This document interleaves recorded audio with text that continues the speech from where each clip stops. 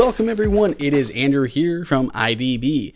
iOS 10.2 was finally released after a round of thorough betas, bringing a lot of new features as well as enhancements.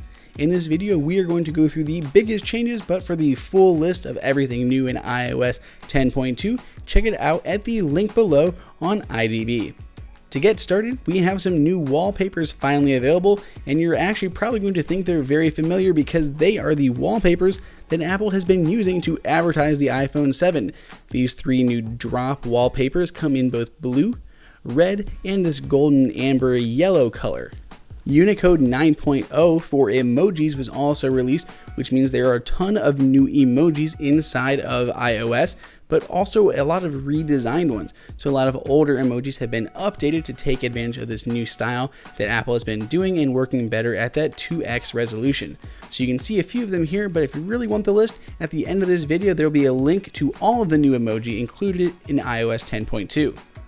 There are also new full screen effects. First is Love, which is really cool because it actually has a little reflection in that balloon of what your messages say.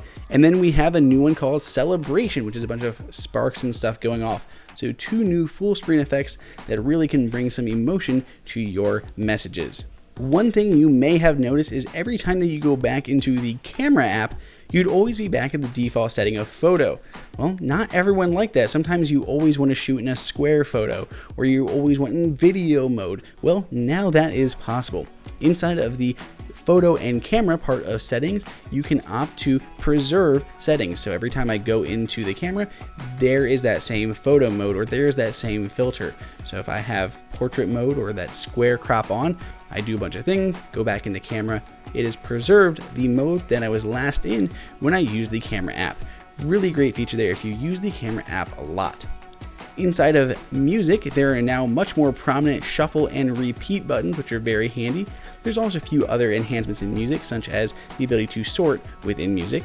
Inside of Notification Center, there's also now preservation of your state. So if you scroll to a certain spot, go around iOS, go back and do Notification Center, whether from the top or from the left side of your screen, it'll go back to where you last were. So really handy if you use the Notification Center a lot. The TV app was finally released. This is the big one. This is the biggest one for me. I really like this app after spending some time with it. When you first go in there, it'll show you all of your TV show and movies right on top. Basically what was in the video app previously. So any purchases or things that you stored onto your device. And of course you have your library if you are on your local network with iTunes running. The second tab over is Watch Now. So this will pull in different data from different apps and telling you which new episodes there are. So there's a new episode of The Simpsons that I can jump right into. Or there's the store, which gives you a bunch of suggestions. So I could want to watch Westworld. I could want to download these different apps, different ones that work with my TV provider. So basically just helps you explore and find new content that you want, both here in new apps as well as in what to watch now. There is a great new exhaustive search. This search is really fantastic. It'll basically search everything. So if I type in Simpsons, okay, that's going to bring up the TV show as well as the movie, and it'll give me a little profile on the show, all the new episodes, what season we're in, and then you can actually play that next episode, and it'll even allow you to choose where to play it in. So do I want to play it in Hulu, in iTunes, Fox Now, or the FX app? All of those are options. I can just tap the one I want, and it'll open that whenever I hit play next one. I really like the TV app. I really like there's a new widget that'll always show you new episodes. So there's new episode of Simpsons and Brooklyn Nine-Nine and Westworld. Every time there's new episodes out, it knows you like them. It'll put them there, as well as providing new suggestions on different things and filtering by categories. It's really great, and I encourage you to definitely check it out.